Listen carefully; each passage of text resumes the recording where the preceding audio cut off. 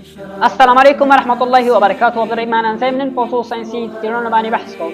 ساینسدانانو اوس دا معلومه کړې دا کومه اوسپنه چې په ځمکه کې موجوده ده په اصل کې دغه اوسپنه خپله د ځمکې اوسپنه نه ده، چې دغه اوسپنه میلیونه کاله مخکې د آسماني ډبرې او تیږې په واسطه ځمکې ته انتقال شوې ده، چې دغه ډبرې ځمکې سره ټکر وکړ او په نتیجه کې اوسپنه ځمکې ته انتقال شوله، چې د همدې په اړه الله تعالی 1400 کاله مخکې په قرآن کریم کې په سورة الحدید کې په 15 آیت کې فرمایلي دي: وأنزلنا الحديد فيه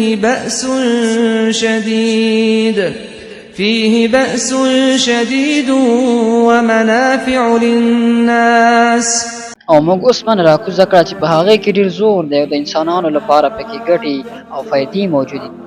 او همدارنګه ساینسدانانو دا هم ثابته کړې ده دا کومې اوبه چې موږ څښو استفاده ترې کوو په اصل کې دغه اوبه هم د ځمکې نه دي، چې دغه اوبه میلیونه کاله مخکې د آسماني ډبرې په واسطه را انتقال شوي دي ځمکې ته. او الله تعالی د دې په اړه هم 1400 کاله مخکې په قرآن کریم کې په سورة المؤمنون کې په 18 آیت کې فرمایلي دي: وأنزلنا من السماء ماء بقدر فأسكناه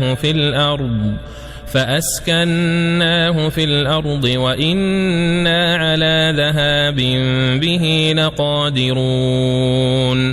او موږ له اسمانه له صحیح حسابه سره سمې او په یوه ټاکلې اندازې اوبه راوورولې او هغه مو په ځمکه کې تم کړې.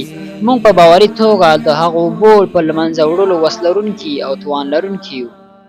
هیله ده چې ویډیو به مو خوښ شوي. داسې ښایسته ویډیوګانو لپاره عبدالرحیم حناني سره اوسئ. زموږ یوټیوب چینل د سره سبسکرایب کړئ او فیسبوک والا سره فالو کړئ.